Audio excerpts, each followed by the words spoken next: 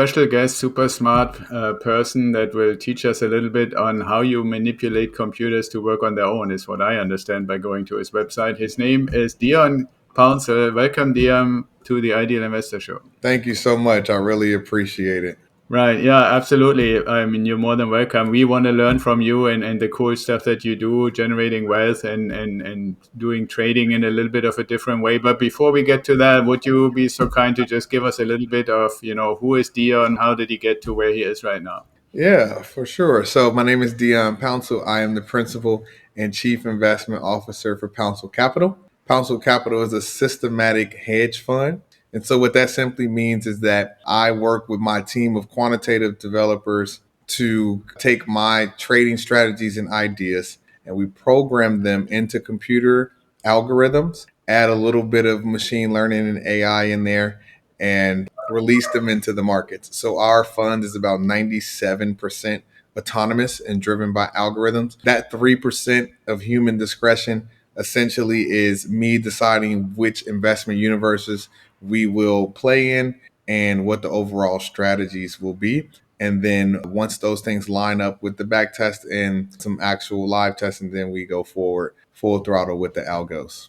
Okay, that's very cool. So when I did a little bit of research in preparation of our show today, one thing that impressed me, and I would love for you to explain a little bit on what that means in reality for somebody who is not necessarily a wizard with algorithms or wizard with computer learning or machine learning or anything like that. And that was the statement on the website where it says it used to be that we were using computers to tell them if this happens or if A happens, do B. If C happens, do Y. If D happens, do L. But Pouncil Capital is doing different things. There may be the starting condition, but then, like my understanding, you said 95 or 97%, it's basically autonomous.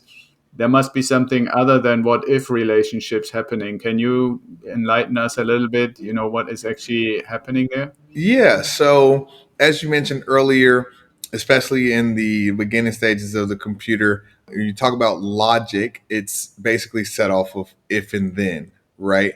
But when you add some machine learning, and AI is just another version or a more advanced version of machine learning. So, when you add machine learning, what machine learning is essentially you are programming the computer with a ton of different if then scenarios, and then you're also creating algorithms that are able to process the outcomes and then over a certain amount of time recognize certain patterns and then be able to potentially predict what those patterns have a high probability of being.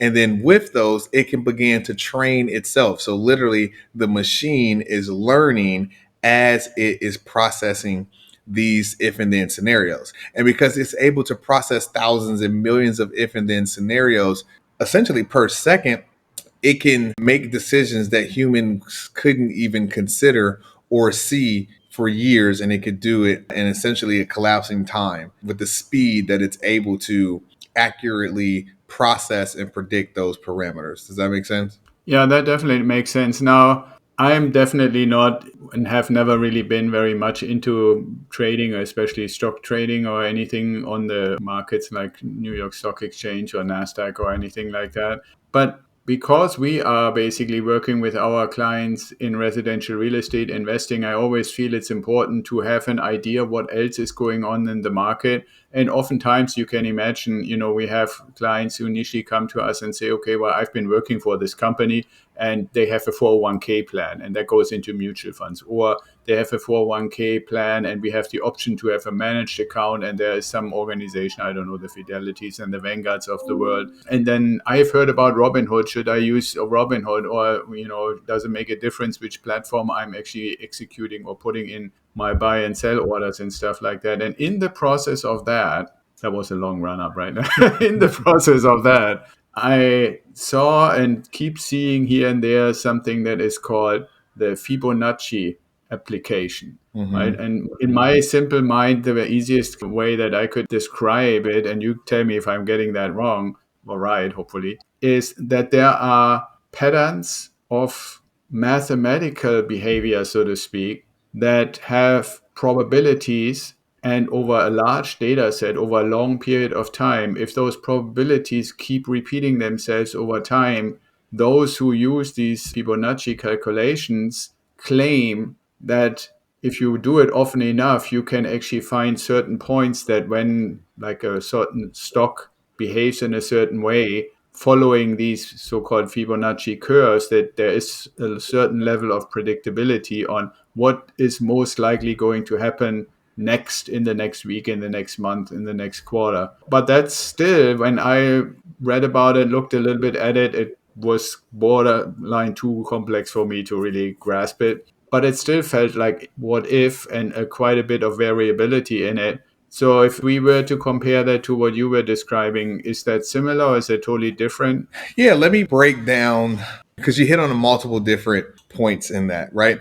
So you talk a lot to your real estate investors, which essentially is just another asset class. So Right. yes, I do run a hedge fund, but my wife and I also have a financial education part of what we do. We have a course where we teach people how to invest into the capital markets. So when you're essentially doing evaluation on any market, whether that's stocks, bonds, real estate, gold, crypto, whatever it is that you are thinking about investing in from an asset standpoint, first and foremost, you need to inform yourself on that asset class. You need to inform yourself on the strategies that you are thinking about taking, and you need to inform yourself on how those things need to be executed from end to end, right? Once you understand and simplify the process, most things that work have a pretty simple step by step process, right? Right. And so we can follow as humans those step by step processes. And then over time, we can begin to notice patterns. Like everything that we do as humans, we pretty much do it and have learned through pattern recognition. The way you've learned how to walk, the way you've learned how to talk, the way you learn how to read, the way you learn how to do math. All those things is because you've done those over and over and over. And over time, you've been able to recognize patterns to do those things more efficiently. And so that is exactly what computers are doing when we talk about machine learning and AI and things of that nature. Now, Fibonacci is a mathematical equation that these numbers tend to show up throughout nature. And it is a pretty interesting phenomenon to know about. But actually, Fibonacci is just one mathematical equation or just one indicator that many people use in the capital markets. And so there are thousands of indicators. Now, some people like to specialize or only use certain indicators, like I do myself, like the Fibonacci, but we have algorithms literally in our systems that can do a million decisions per second. Okay. So when you think about that, just think about literally putting in a million different if and then scenarios, and that algorithm being able to process all of those algorithms and come out with a high probability selection within a second. Okay. So how does that relate with somebody might be doing investing into real estate is when you're real estate, you're still analyzing the deal, right? So you might come across a property that might be in your investment parameters, and then you want to calculate your risk. You want to see what's the location, what's the walkability, what's the school districts, what's the potential development that is coming, what is the potential appreciation, what's the potential depreciation, what are the interest rates, what is inflation.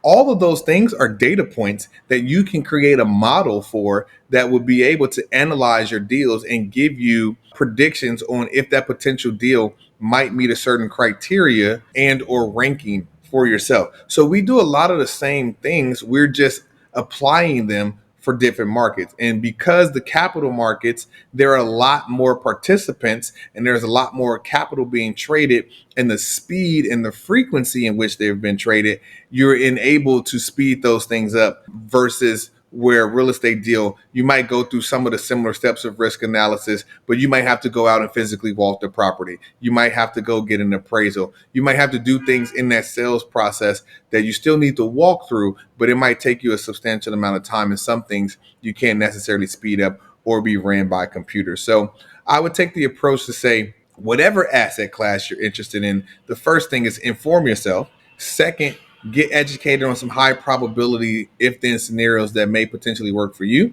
I would highly also say, hey, you know what? Only invest disposable income. Don't invest any income that would affect your personal bottom line. And with those things, then you can equip yourself with the tools and strategies that give you a chance to have success over time. Yeah, absolutely. I think that is very good advice. And I also say this to our clients or anybody when I'm a guest on a podcast or get a chance to speak publicly or stuff like that, to exactly be very clear about what is necessary to sustain your life and what do you have to actually build your wealth, basically. One thing for those of us or for the people in the audience who don't see us as video, but who only listen to us, I want to tell them that Dion has a sign behind him that says money never sleeps. And listening to how you were describing all these calculations and how quickly the software can react after it's gone through or is constantly learning, I wonder to what extent does that require to not just say money never sleeps, but Dion never sleeps?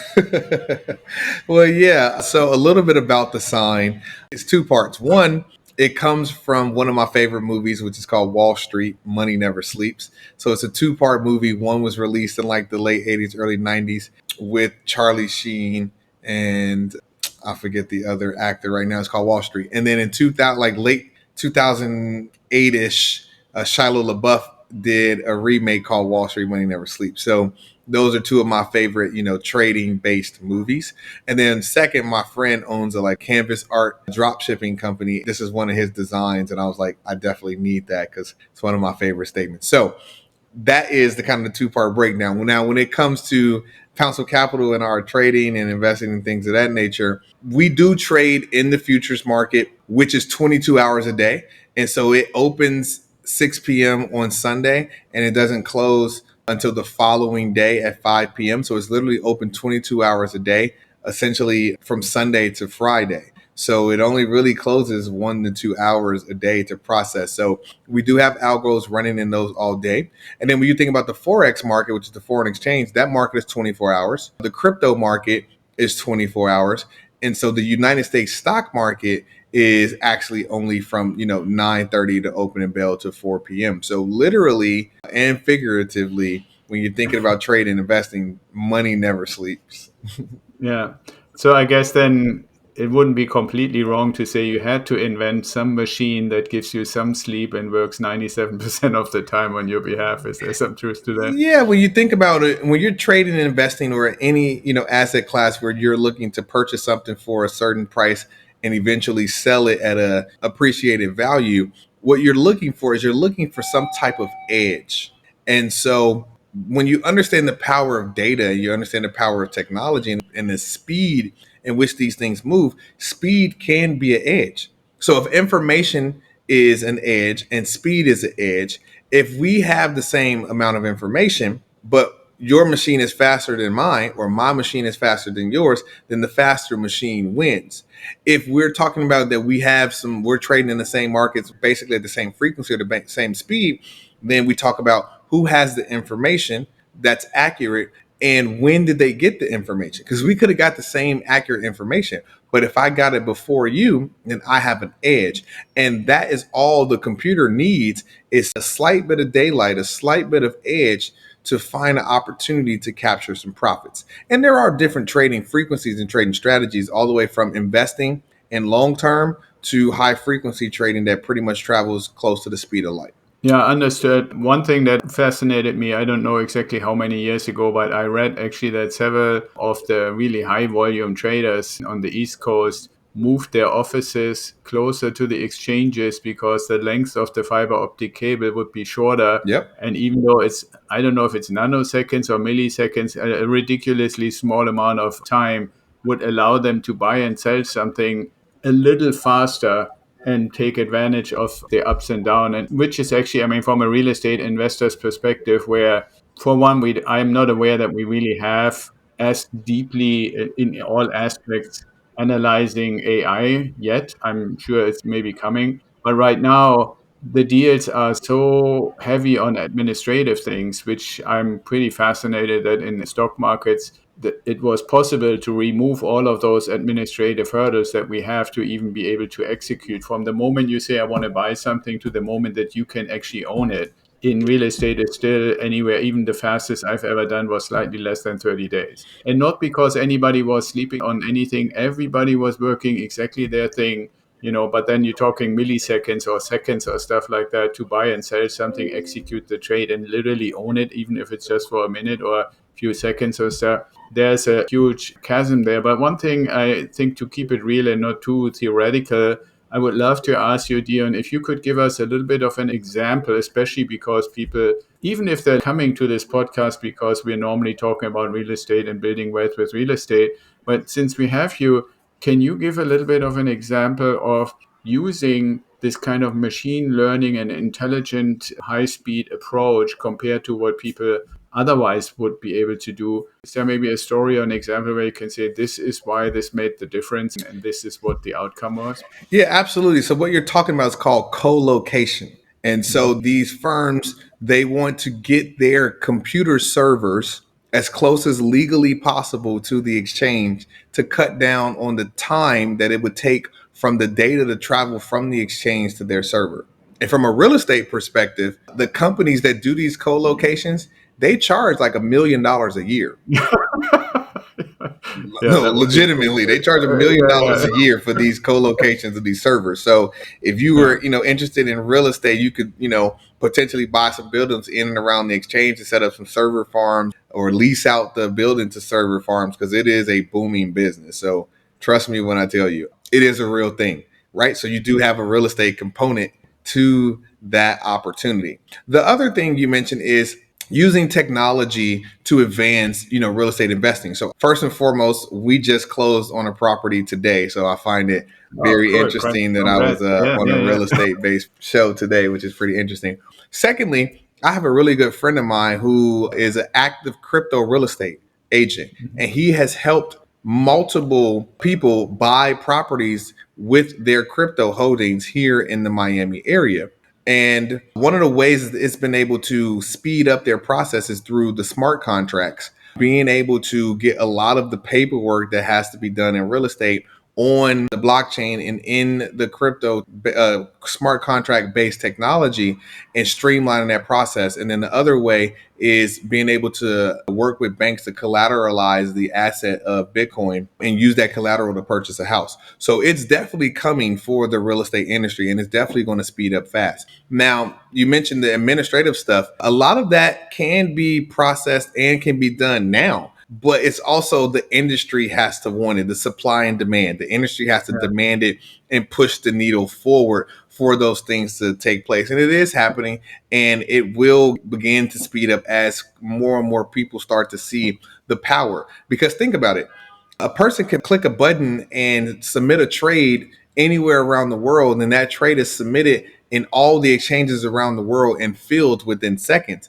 So if they can do that for a financial transaction anywhere around the world, essentially at the speed of light, you could definitely do it at a relatively quicker speed for real estate when you're thinking about the shortest time frame to close on most cash deals are like 14 to 30 days, right? Right, exactly. And I think the biggest issue is that there seems to be enough trust, that's how I would describe it, in the digital process, in all the measures that are in the chain of actions and bits, so to speak, that run through the fiber optic cables. From the moment that somebody hits that button, they had to set up an account, they had to have the money in the account, it needed to be assured that the money is really available.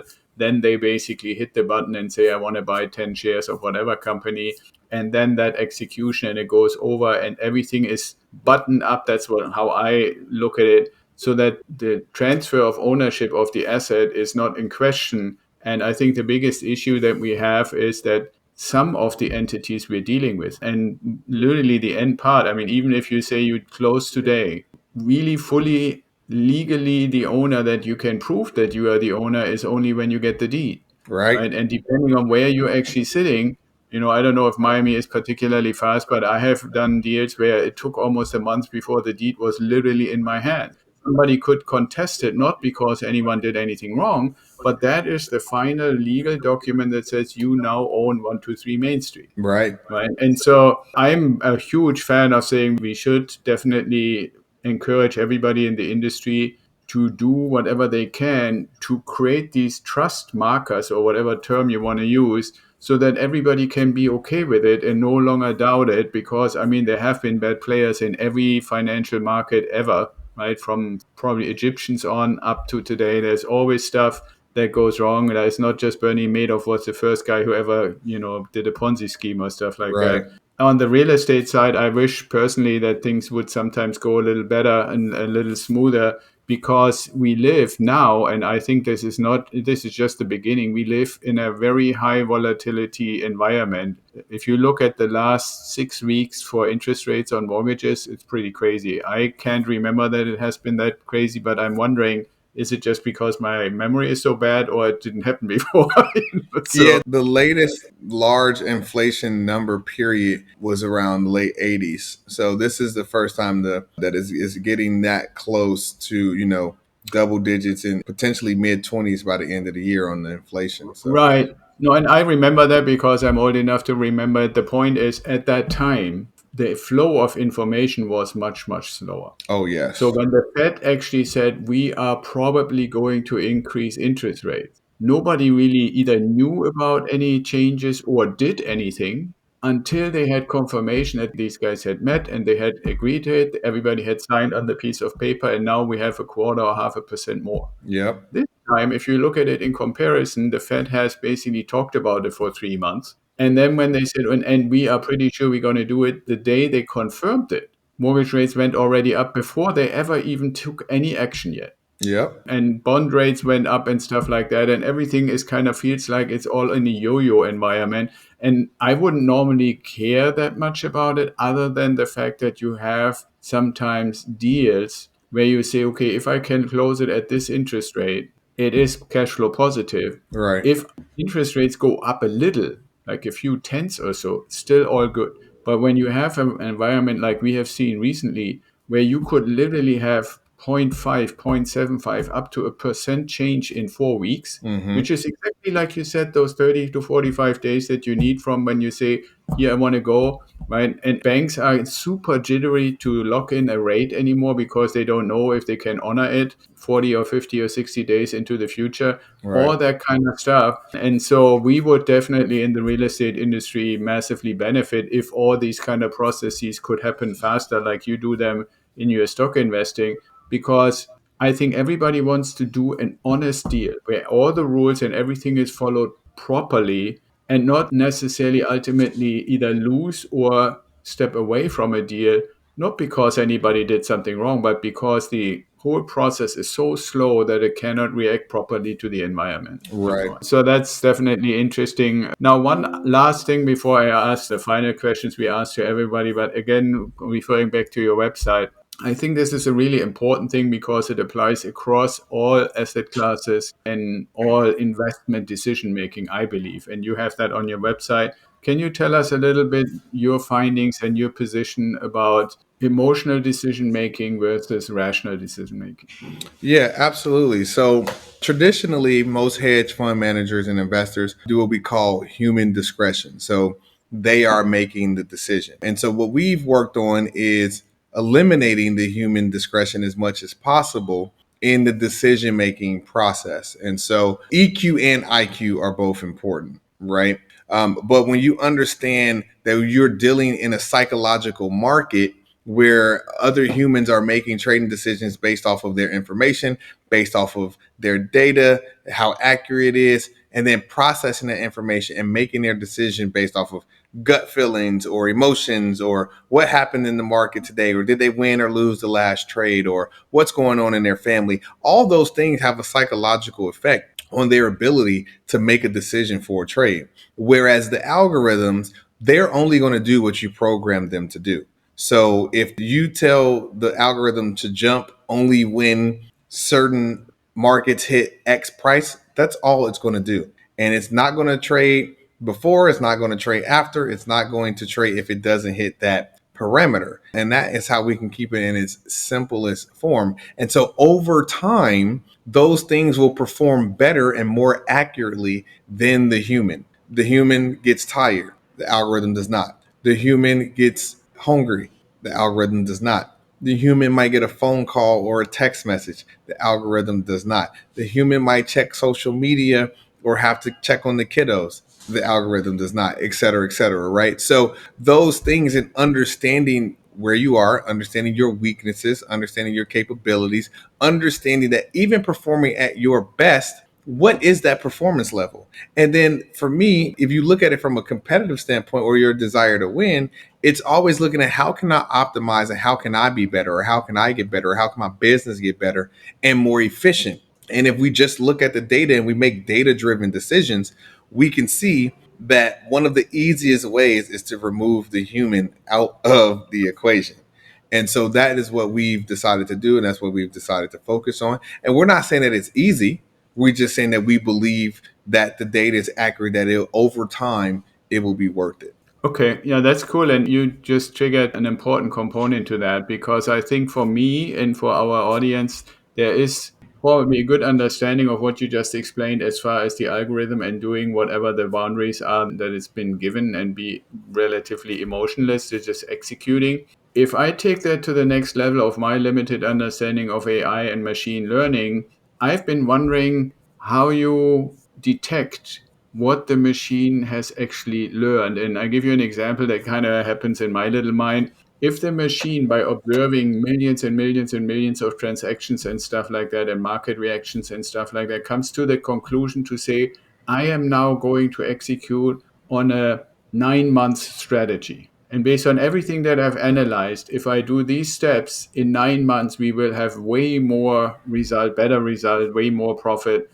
than if we were just to go with what I used to do before I learned this. And I've always been wondering, okay, well, if it's an algorithm of ifs, then steps, I can probably go back and analyze how do we end up to buy this or not buy that and so forth. But if it's a learned process, do you just at some point have to decide, okay, I trust that the machine learned activities are in the best interest, always following the goal, and that needs to be good enough? Or how do you even detect that if the machine is working on something that is going to give you fabulous results in 9 months, but it's active right now doing buying, selling activity? How do you compare those two, where it's what if versus a long term approach? Yeah, so there are white box strategies and there are black box strategies, right? Oh, cool. Okay. Black box strategies are you just put your as much as you can as you know and prepare the coding and let the algorithms do what they do, and you don't really have an insight to know what they do because you couldn't really understand it on a human level because of the speed and accuracy that they're able to do it, and you just pretty much have to go on a certain level of blind faith. White boxes, you have a little bit more insight into what the machine learning is doing based off of the program, based off maybe some of the neural networks and stuff that are in there. And so all of this goes as a part of your investment thesis and your investment approach, right? So you're going to choose way before the algorithms start trading whether you're going to take a black box approach or a white box Okay. approach. Right. Once you decide on those, then you're also deciding the investment universe that you are trading in. So are you investing? Are you trading? Because first and foremost, those are two different things, right? With Right. two different approaches and two different strategies. So once you decide if you're investing or you're trading, then you also can say, okay, what universes am I trading? Am I trading equities? Am I trading bonds? Am I trading futures? Am I trading forex? Am I trading crypto? Am I trading multiple assets and multiple times? Am I trading based off of correlation? So you start to filter out what you are not trading, which makes it easier for the algorithm to focus and for easier for what Right. you to know what's going on. So once you trade those trading universes, then you can decide on the time frame and the frequency. So 9 months holding a strategy or trading a strategy for 9 months. Well, let's break that down. First and foremost, you can back test a strategy, years and years of back testing and see how your strategy would have performed based on those market conditions before you ever spend $1. And you can do that in a simulator. Okay. Then also you can do some forward testing to say, okay, based off of some random walks into the future, this is how this strategy has the potential to perform. And you can do an apples to apples comparison of the back test and the forward test. Okay. And then after that, you can decide, hey, based off of this data, this is the frequency or the time frame in which performs best.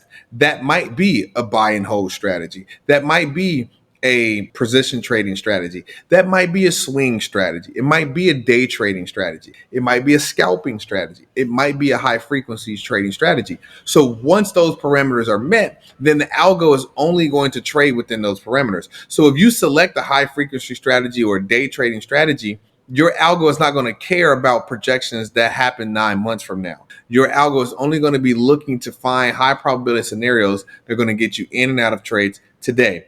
So once you select that, hey, you might want to be a swing trader or position trader, and you're looking for long-term investments, then you could train the algo to look for those parameters, and then it will trade based off of all of the filters that you put in there or removed out. Does that make sense? Yeah, that makes total sense. And I'm really glad that we have you. And now our audience will have, at the end, at least we will tell them how they can get access to you and Yeah. into your world, because I'm fascinated by it. That's why we have you. But I also have to admit, it sounds quite complex and probably is. And so, like I always say, real estate investing is pretty complex. And that's why you should have somebody who is willing to take you by the hand and walk you through and help you for whatever the scenario is. And I'm sure that would be good advice for you as well. Now, I have to tell the audience this was not pre planned or anything like that, but now that we come to the last two questions, you will immediately see what you just said is basically very apropos in that sense. The first one is, if you could meet anybody, past or present or future, but mainly past or present,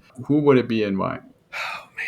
Can we get a little bit more context? Is this anybody in the world, or is it somebody just Yeah, kind of I in the mean, like trade and investing historical world? figure, I don't know. If you say, hey, Steve Jobs would be cool, or, All right. Einstein would be cool, or something like that. How about maybe I give you my top three or top five? Because Yeah, I go got ahead. some. Top, Okay. top three is cool. Yeah. Okay, cool. So the first person that I would like to meet for multiple different reasons would be Jesus Christ. Not going to get super Okay. religious on it, but just the knowledge and all that is represented in him, right? The second person would be Jim Simons, because Jim Simons is currently living, and Jim Simons is like the Michael Jordan of quantitative investing. So he was a former mathematician and scientist who was an award-winning code cracker for Hmm. the Department of Defense on the ISA, who became a hedge fund manager and is the most successful quantitative hedge fund manager in history. And he's still alive today and doing, investing in philanthropy. So I would love to have a sit down with him. The third person would be Edward Thorpe, who is also still alive. He is fascinating to me. If you've ever seen the movie 21 with Hmm. Kevin Spacey, that movie Yeah. is based off of Edward Thorpe. And Edward Thorpe wrote a book called Beat the Dealer, where Edward Thorpe was also a mathematician from MIT and the Harvard worlds. And he created a card counting system to teach himself in the future people how to count cards with blackjack. And he went to Vegas and crushed Vegas for millions of dollars. After he got banned from Vegas, he got bored and started applying his mind to the stock market and came up with some strategies with hedging and wrote a book called Beat the Market. And he's also now one of the most successful multi-billion-dollar hedge fund managers, and he's still alive as well. So I would love to talk to those three people because the knowledge, the wealth of information, yes, the money is cool, but the mindset, the approach, the outlook, the information, and the ability to synthesize that information and literally change the world would be extremely impactful for me and exciting. Yeah, that's cool, and I can relate to that, and I can imagine how cool I mean, nobody outside would probably be able to follow your conversation, but you guys probably would have a field day, absolutely. So the last question is, you kind of touched a little bit on it when you said simulation, and you can go and run like millions and millions of calculations of the past. You can do kind of predictive simulations in the future. If you were to apply this to yourself, assuming you had a time machine, where would you go and why?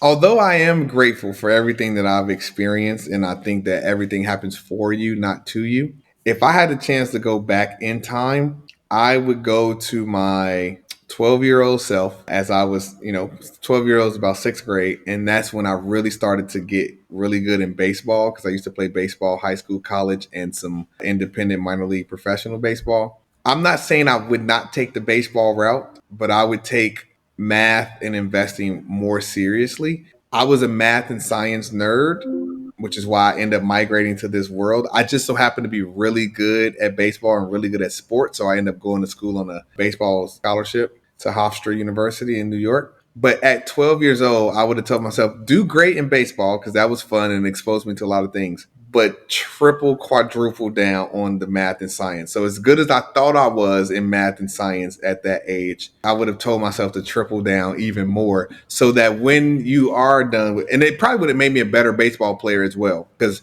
baseball is just a really good combination of math and physics. But when you're done with baseball at whatever point that would have been, you could have went straight into finance versus the other things that I chose to do. So although I'm grateful for them, I would have took that route. If I could go to my future self, I am 34 now.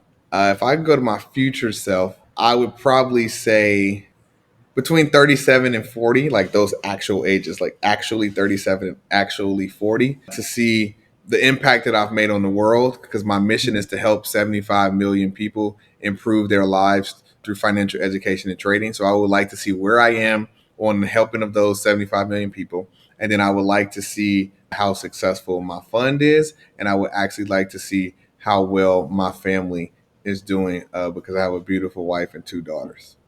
Yeah, that makes total sense. The last part I can very much relate. The other part, to your younger self, I would only say, you would probably tell yourself to start a mailing list. So when you get into business, you have all these contacts to all these folks that were great in sports and make tons of money and don't know what to do with it. So Yeah. all right, cool. Well, Dion, it was a wonderful opportunity to look into a world that we are typically not necessarily that familiar with. We hear about it. We have kind of a notion that there's more than going to E-Trade and putting like a market rate trade on there that executes, and then you may or may not get the price you hoped you would. So that was fascinating. Thank you for making the time. Thank you for explaining it to people like me who are not experts. So even I can understand what you guys doing, at least on principle. I don't know what happens in your Yeah. machine learning machines, but cool, really, really cool. And I hope if anybody ever from the real estate world comes to you and say, hey, can we learn from what you guys do in the markets and the futures and forex and so forth, to bring it into our world and make it more trusting and faster, that would be fascinating. Yeah. So the last thing I promised, and I want to keep that promise, is tell us a little bit of where should people go to maybe see your learning program, find out what you do, and how they can be part of those 75 million. Yeah, absolutely. If you are an accredited investor or QEP and or you are looking to invest and have Pouncil Capital invest for you, you can simply go to pouncilcapital.com. So POUNCIL capital.com is the site for the hedge fund. If you want to learn about trading and investing and you are at any level from not knowing anything about it, or you are a professional wanting to sharpen your skills, you can go to moneyschool.com. So MONEYSKOOL.com. So Money School, because we're making it cool to learn about money. And then on all of my social media platforms, I am just Dion Pouncil. So DION POUNCIL. And all of the companies have their own social media handles with the name respectively. So Pouncil Capital and Money School. But those are the ways that you can reach me. Feel free. And I look forward to connecting with you. Yeah, awesome. And thank you for spelling this out so people can type it in correctly. And for those who didn't catch this or were driving or something like that, we're going to put all those links and references and stuff in the show notes so you can find them there as well, and on the YouTube video when it comes out. So with that being said, Dion, it was wonderful to have you. I think our audience was really intrigued and will be learning a lot from what you shared with us. So with that being said, have a good rest of your day and thanks for being here. Thank you so much. I really appreciate it. Thanks for listening, and I hope you enjoyed today's episode of the Ideal Investor Show. More info and the links we mentioned during the show are in the show notes, or you can go to our website at idealwealthgrower.com and sign up for the Apple Podcast link. And if you like to talk to me, sign up for a strategy call. Hopefully you want to share what you learned with your network and bring more people in. We are really eager to hear your comments. And until next time, be well, stay safe, and ciao.